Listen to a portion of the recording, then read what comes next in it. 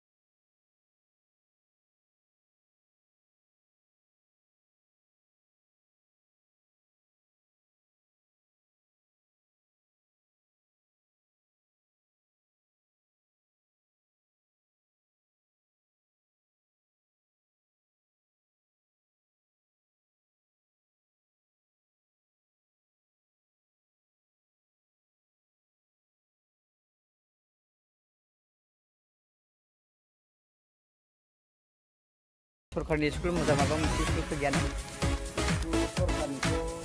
Private दङ एनजिअ आच्छा होमबा बेयावनि मानसिफ्रा मा खस्थ'आव फैनाङो जेनेबा मा खस्थ' मोनो नोंथाङा बा बे एरियानि मानसिफ्रा?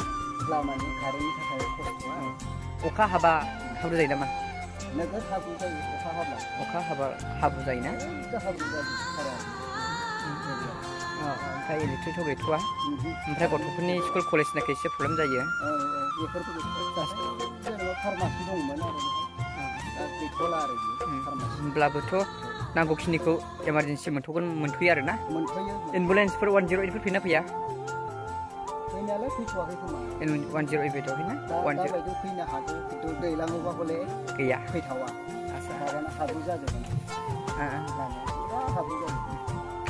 बेयो सप्ता खनसे बाजार जायो नामा ना जाया सप्ता हिसाब नङा आरोना कन्टिनिउ ओरैनो डेलि आरोना डेलि बाजार दसे दसे